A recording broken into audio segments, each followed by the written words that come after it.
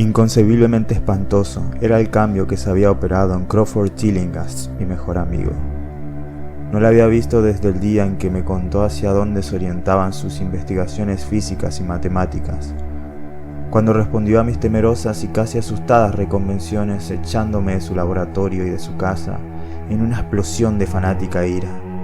Supe que en adelante permanecería la mayor parte de su tiempo encerrado en el laboratorio del ático, con aquella maldita máquina eléctrica, comiendo poco y prohibiendo la entrada incluso a los criados, pero no creí que un breve periodo de 10 semanas pudiera alterar de ese modo a una criatura humana. No es agradable ver a un hombre fornido quedarse flaco de repente, y menos aún cuando se le vuelven amarillentas o grises las bolsas de la piel, se le hunden los ojos, se le ponen ojerosos y extrañamente relucientes, se le arruga la frente y se le cubre de venas, y le tiemblan y se le crispan las manos. Y si a eso se añade una repugnante falta de aseo, un completo desaliño en la ropa, una negra pelambrera que comienza a encanecer por la raíz y una barba blanca crecida en un rostro en otro tiempo afeitado, el efecto general resulta horroroso. Pero ese era el aspecto de Crawford Tillinghast la noche en que su casi incoherente mensaje me llevó a su puerta. Después de mis semanas de exilio, ese fue el espectro que me abrió temblando, vela en mano, y miró furtivamente por encima del hombro, como temeroso de los seres invisibles de la casa vieja y solitaria, retirada de la línea de edificios que formaban Bellevue Street. Fue un error que Crawford Tillinghast se dedicara al estudio de la ciencia y la filosofía.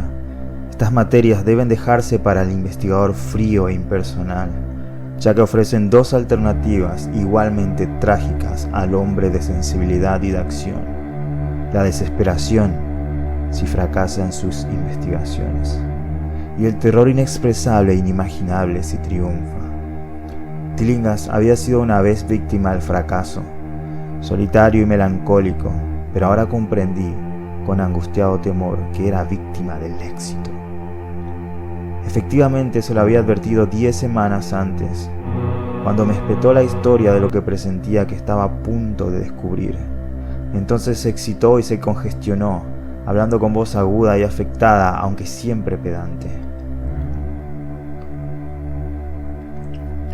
¿Qué sabemos nosotros?, había dicho, del mundo y del universo que nos rodea. Nuestros medios de percepción son absurdamente escasos y nuestra noción de los objetos que nos rodean infinitamente estrecha. Vemos las cosas solo según la estructura de los órganos con que las percibimos y no podemos formarnos una idea de su naturaleza absoluta. Pretendemos abarcar el cosmos complejo e ilimitado con 5 débiles sentidos, cuando otros seres dotados de una gama de sentidos más amplia y vigorosa o simplemente diferente podrían no solo ver de manera muy distinta las cosas que nosotros vemos, sino que podrían percibir y estudiar mundos enteros de materia, de energía y de vida que se encuentran al alcance de la mano, aunque son imperceptibles a nuestros sentidos actuales. Siempre he estado convencido de que esos mundos extraños e inaccesibles están muy cerca de nosotros, y ahora creo que he descubierto un medio de traspasar la barrera. No bromeo, dentro de 24 horas esa máquina que tengo junto a la mesa generará ondas que actuarán sobre determinados órganos sensoriales existentes en nosotros en estado rudimentario o de atrofia. Esas ondas nos abrirán numerosas perspectivas ignoradas por el hombre, algunas de las cuales son desconocidas para todo lo que consideramos vida orgánica. Veremos lo que hace aullar a los perros por las noches y enderezar las orejas a los gatos después de las 12. Veremos esas cosas y otras que jamás ha visto hasta ahora ninguna criatura. Traspondremos el espacio, el tiempo y las dimensiones, y sin desplazamiento corporal alguno, nos asomaremos al fondo de la creación. Cuando oí a Tillinghast decir estas cosas, le amonesté, porque le conocía lo bastante como para sentirme asustado, más que divertido, pero era un fanático y me echó de su casa. Ahora no se mostraba menos fanático, aunque su deseo de hablar se había impuesto a su resentimiento, y me había escrito imperativamente, con una letra que apenas reconocía. Al entrar en la morada del amigo, tan súbitamente metamorfoseado en gárgola temblorosa, me sentí contagiado del terror que parecía acechar en todas las sombras. Las palabras y convicciones manifestadas 10 semanas antes parecían haberse materializado en la oscuridad que reinaba más allá del círculo de la luz de la vela, y experimenté un sobresalto al oír la voz cavernosa y alterada de mi anfitrión. Deseé tener cerca a los criados y no me gustó cuando dijo que se habían marchado todos hacía 3 días. Era extraño que el viejo Gregory al menos hubiese dejado a su señor sin decírselo a un amigo fiel como yo. Era él quien me había tenido al corriente sobre Tillinghast desde que me echara furiosamente. Sin embargo, no tardé en subordinar todos los temores a mi creciente curiosidad y fascinación. No sabía exactamente qué quería Crawford Tillinghast ahora de mí, pero no dudaba que tenía algún prodigioso secreto o descubrimiento que comunicarme. Antes le había censurado sus anormales incursiones en lo inconcebible. Ahora que había triunfado de algún modo, casi compartía su estado de ánimo, aunque era terrible el precio de la victoria. Le seguí escaleras arriba por la vacía oscuridad de la casa, tras la llama vacilante de la vela que sostenía la mano de esta temblorosa parodia de hombre.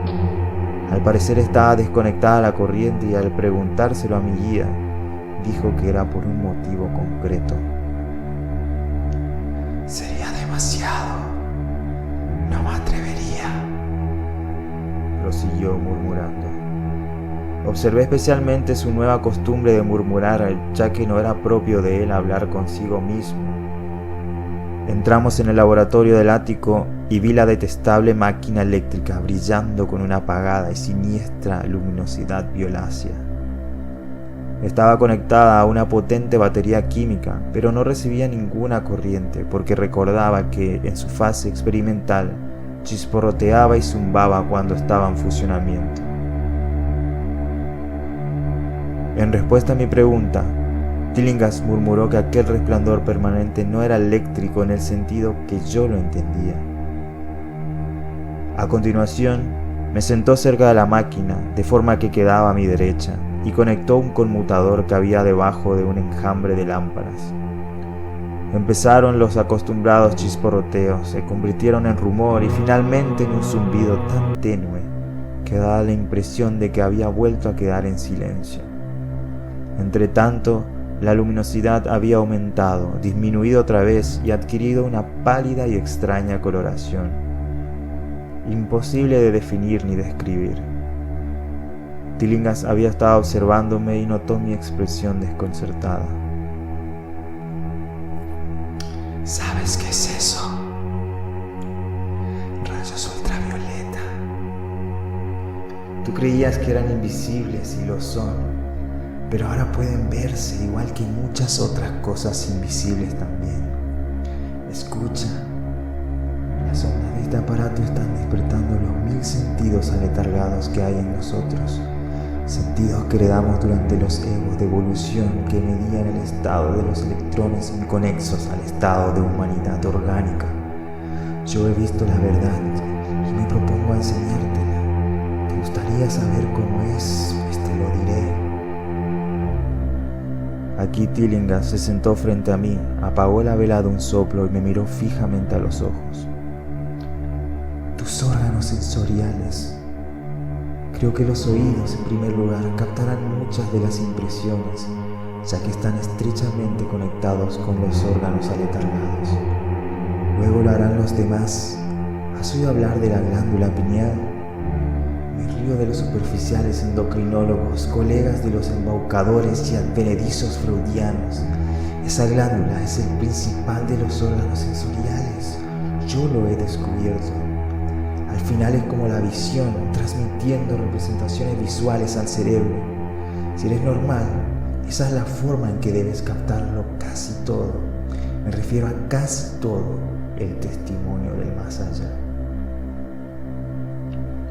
Miré la inmensa habitación del ático con su pared sur inclinada, vagamente iluminada por los rayos que los ojos ordinarios son incapaces de captar.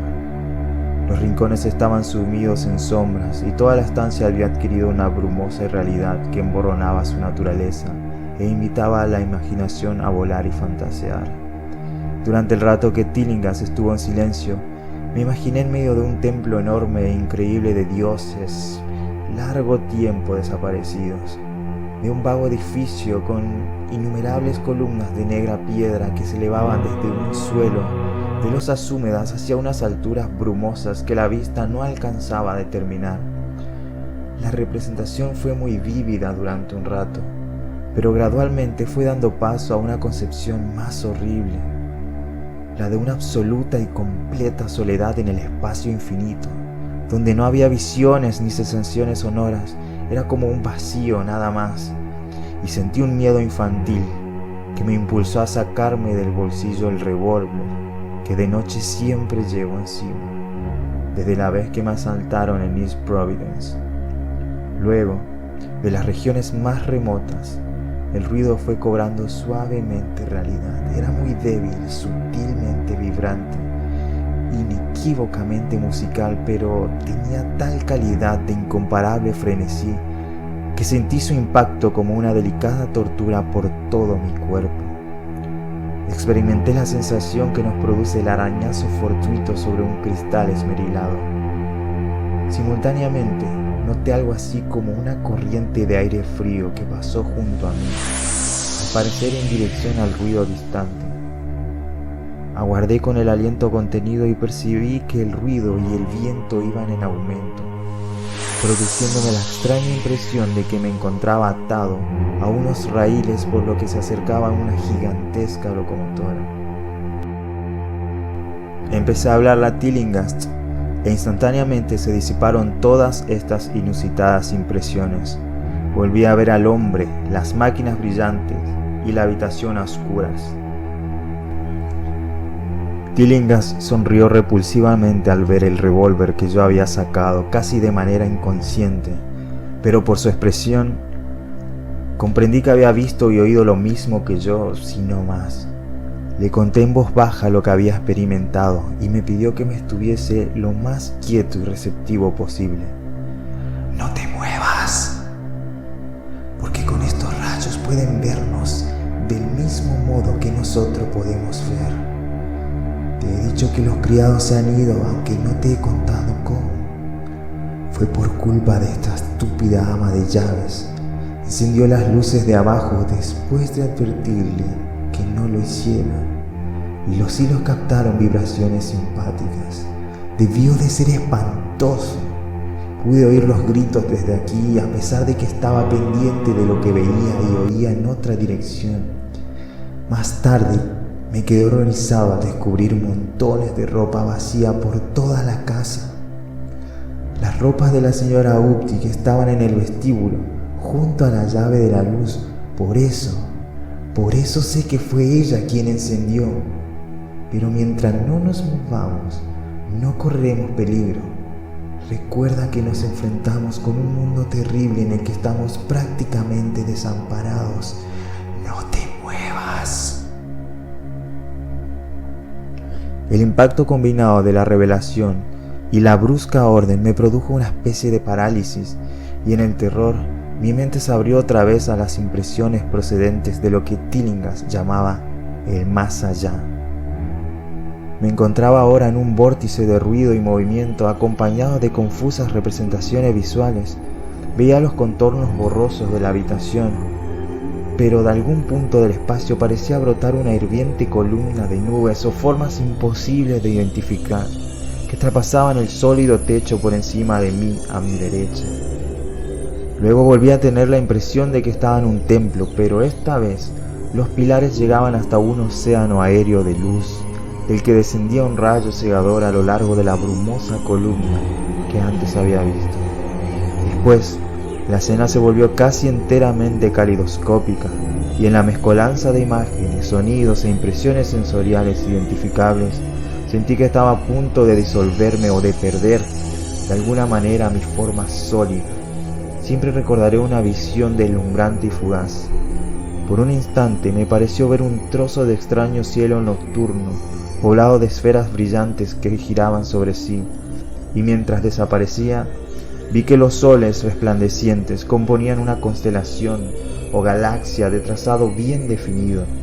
Dicho trazado correspondía al rostro distorsionado de Crawford Tillinghast. Un momento después, sentí pasar unos seres enormes y animados, unas veces rozándome y otras caminando o deslizándose sobre mi cuerpo supuestamente sólido, y me pareció que Tillinghast los observaba como si sus sentidos más avesados pudieran captarlos visualmente. Recordé lo que había dicho de la glándula pineal y me pregunté qué estaría viendo con ese ojo preternatural. De pronto me di cuenta de que yo también poseía una especie de visión aumentada. Por encima del caos de luces y sombras se alzó una escena que, aunque vaga, estaba dotada de solidez y estabilidad. Era en cierto modo familiar, ya que lo inusitado se superponía al escenario terrestre habitual a la manera como la escena cinematográfica se proyecta sobre el telón pintado de un teatro. Vi el laboratorio del ático, la máquina eléctrica y la poco agraciada figura de Tillinghast enfrente de mí, pero no había vacía la más mínima fracción del espacio que separaba todos estos objetos familiares. Un sinfín de formas indescriptibles, vivas o no, se mezclaban entre medias en repugnante confusión, y junto a cada objeto conocido se movían mundos enteros y entidades extrañas y desconocidas. Asimismo, parecía que las cosas cotidianas entraban en la composición de otras desconocidas y viceversa. Sobre todo, entre las entidades vivas habían negrísimas y gelatinosas monstruosidades que temblaban flácidas, en armonía con las vibraciones procedentes de la máquina. Estaban presentes en repugnante profusión, y para horror mío, descubrí que se superponían, que eran semifluidas y capaces de interpenetrarse mutuamente y de atravesar lo que conocemos como cuerpos sólidos. No estaban nunca quietas, sino que parecían moverse con algún propósito maligno. A veces se devoraban unas a otras, lanzándose el atacante sobre la víctima y eliminándola instantáneamente de la vista. Comprendí con un estremecimiento que era lo que había hecho desaparecer a la desventurada servidumbre, y ya no fui capaz de apartar dichas entidades del pensamiento, mientras intentaba captar nuevos detalles de este mundo recientemente visible que tenemos a nuestro alrededor. Pero Tillinghast me había estado observando y decía algo. ¿Ves? ¿Ves a esos seres que flotan y aletean en torno tuyo y a través de ti a cada instante de tu vida?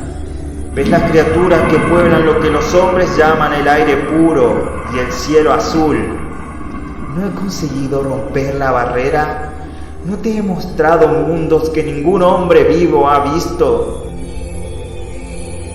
Oí que gritaba a través del caos y vi su rostro insultantemente cerca del mío.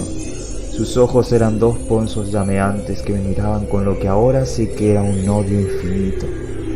La máquina zumbaba de manera detestable. ¿Cree que fueron esos seres que se contorsionan torpemente los que aniquilaron a los criados? Imbécil, esos son inofensivos, pero los criados han desaparecido, ¿no es verdad? No trataste de detenerme, me desalentabas cuando necesitaba hasta la más pequeña migaja de aliento. Te asustaba enfrentarte a la verdad cósmica, condenado cobarde, pero ahora te tengo a mi merced. ¿Qué fue lo que aniquiló a los criados? ¿Qué fue lo que les hizo dar aquellos gritos? No lo sabes, ¿verdad? Pero enseguida lo vas a saber. Mírame, escucha lo que voy a decirte. ¿Crees que tiene en realidad las nociones del espacio, de tiempo y de magnitud? ¿Supones que existen cosas tales como la forma y la materia? Pues yo te digo que ha alcanzado profundidades que tu reducido cerebro no es capaz de imaginar. Me he asomado más allá de los confines del infinito y he invocado a los demonios de las estrellas. He cabalgado sobre las sombras que van de mundo en mundo sembrando la muerte y la locura. Soy dueño del espacio, ¿me oyes? Y ahora hay entidades que me buscan, seres que devoran y disuelven, pero sé la forma de huirlas. Es a ti a quien agarrarán, como agarraron a los criados. ¿Se remueve el Señor?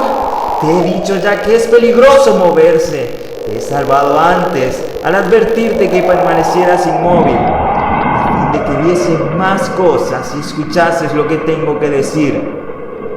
Si te hubieses movido, hace rato que se habrían arrojado sobre ti. No te preocupes, no hacen daño. Como no se lo hicieron a los criados, fue el verlos lo que les hizo gritar de aquella forma a los pobres diablos. No son agraciados mis animales favoritos. Vienen de un lugar cuyos cánones de belleza son muy distintos. La desintegración es totalmente indolora, te lo aseguro, pero quiero que lo veas. Yo estuve a punto de verlos, pero supe detener la visión. ¿No sientes curiosidad? Siempre he sabido que no eres científico. Estás temblando, temblando de ansiedad por ver las últimas entidades que he logrado descubrir. ¿Por qué no te mueves entonces? ¿Estás cansado? Bueno, no te preocupes, amigo mío, porque ya vienen. Mira, María.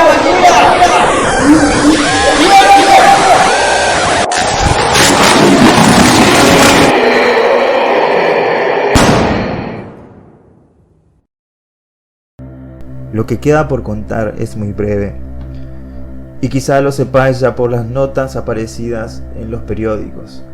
La policía oyó un disparo en la casa de Tillinghast y nos encontró allí a los dos, a Tillinghast muerto y a mí inconsciente. Me detuvieron porque tenía el revólver en la mano, pero me soltaron 3 horas después, al descubrir que había sido un ataque de apoplejía lo que había acabado con la vida de Tillinghast, y comprobar que había dirigido el disparo contra la dañina máquina que ahora yacía inservible en el suelo del laboratorio. No dije nada sobre lo que había visto, por temor a que el forense se mostrase escéptico, pero por la vaga explicación que le di, el doctor comentó que sin duda yo había sido hipnotizado por el homicida y vengativo demente. Quisiera poder creerle, se sosegarían mis destrozados nervios y dejara de pensar lo que pienso sobre el aire y el cielo que tengo por encima de mí y a mi alrededor. Jamás me siento a solas ni a gusto, y a veces, cuando estoy cansado, tengo la espantosa sensación de que me persiguen. Lo que me impide creer en lo que dice el doctor es este simple hecho, que la policía no encontró jamás los cuerpos de los criados que dicen que Crawford Tillinghast mató.